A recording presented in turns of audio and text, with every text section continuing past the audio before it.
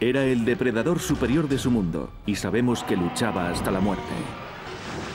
Ahora las modernas tecnologías desvelan un misterio de hace 70 millones de años.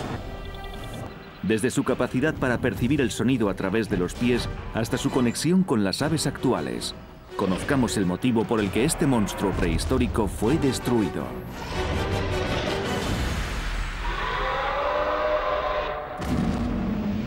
Fueron los primeros luchadores de la Tierra y los depredadores más peligrosos. Los nuevos descubrimientos y la ciencia forense nos permiten estudiar estas guerras prehistóricas. Esto es Lucha en el Jurásico. El dinosaurio caníbal. Retrocedamos 70 millones de años hasta el mundo prehistórico. Dos supercontinentes se van fracturando paulatinamente: la Eurasia y Gondwana. Los animales evolucionan y tratan de adaptarse a esta tierra inclemente. En Gondwana la actividad volcánica transforma radicalmente el terreno. África se separa de Sudamérica. Cuando la India se desprende de África, deja atrás un trozo de tierra que después se convertirá en Madagascar. Hace 70 millones de años. En esta isla de vegetación exuberante, las lluvias estacionales, así como las sequías extremas y los bruscos cambios de temperatura, enfrentaron a los dinosaurios. Los alimentos y el agua se agotaban, y los depredadores se vieron obligados a luchar por la supervivencia. La vida en Madagascar durante el Cretácico superior fue muy difícil, pues el clima del planeta empezó a cambiar. En las grandes masas continentales, el impacto era menor.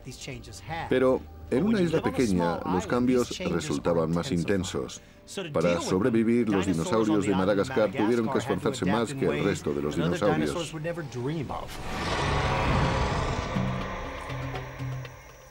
...1996... A 40 kilómetros de la ciudad de Mahajanga, en el noroeste de Madagascar, unos paleontólogos realizaban unas excavaciones rutinarias. Pero cada vez era más evidente que había algo extraño en aquel hallazgo en particular. A medida que los científicos iban descubriendo los restos, los análisis forenses y anatómicos empezaban a dibujar el retrato de un dinosaurio no identificado. Una cosa estaba clara: aquellos huesos no pertenecían a un comedor de plantas, pertenecían a un depredador.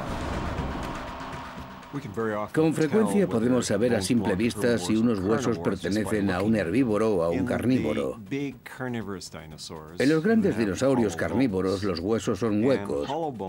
Por lógica, unos huesos huecos pueden soportar al animal siempre que la pared exterior del hueso sea lo bastante densa. En el laboratorio los paleontólogos observaron algo que les llamó la atención: unos curiosos y profundos cortes en los huesos. Los cortes tenían una separación de entre 10 y 17 milímetros. Los científicos quedaron asombrados. Eran marcas de mordiscos. ¿Se desató tal vez una lucha épica? ¿Estaban los paleontólogos en el escenario de un crimen perpetrado 70 millones de años atrás? Al principio, los paleontólogos no sabían quién o qué había hecho aquellas marcas en el hueso. Pero gracias a las modernas técnicas forenses que se utilizan hoy, pudo resolverse el misterio y los científicos averiguaron quién había causado aquellas heridas. En primer lugar, los científicos tuvieron que identificar al dinosaurio. Recurrieron a otros restos fósiles encontrados en la zona. Cerca de allí estaba el cráneo bien conservado de un gran depredador.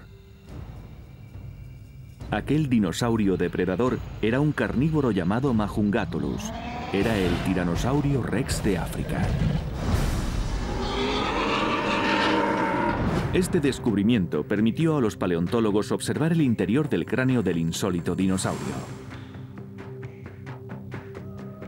El Dr. Lawrence Whitmer dirige uno de los laboratorios de investigación de dinosaurios más avanzados del mundo.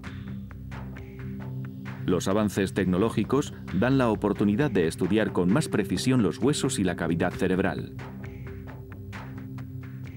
La tomografía axial computarizada ha abierto nuevas perspectivas sobre el comportamiento de los dinosaurios y el misterio de lo que aquí sucedió.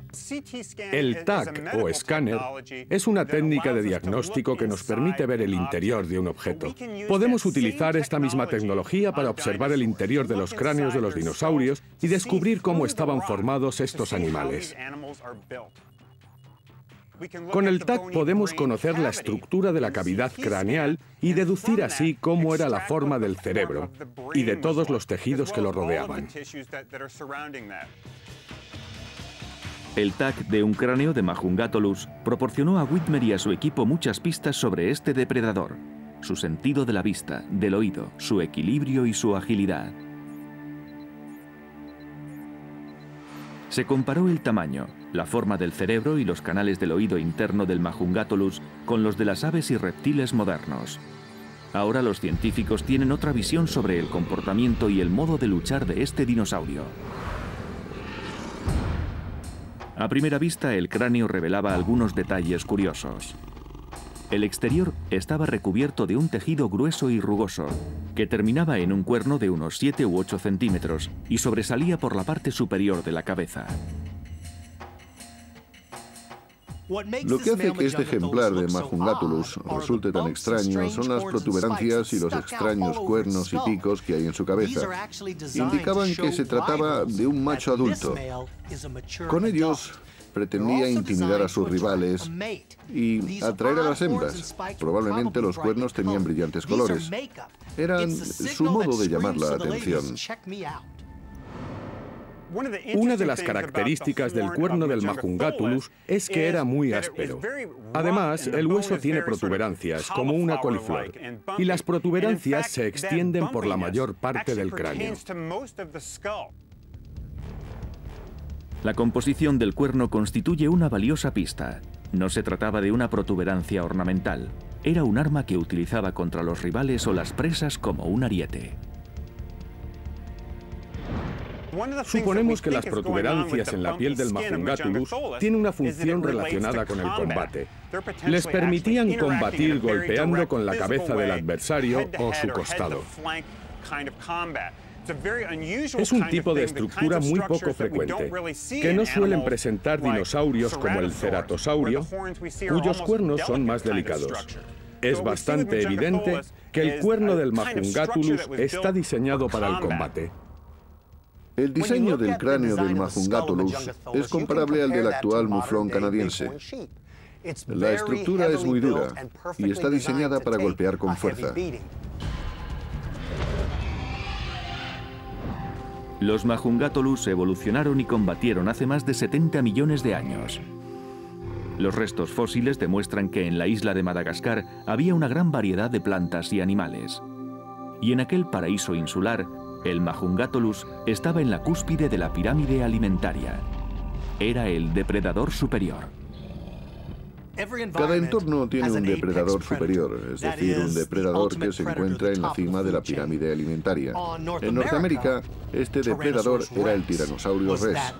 En la isla de Madagascar fue el Majungatolus.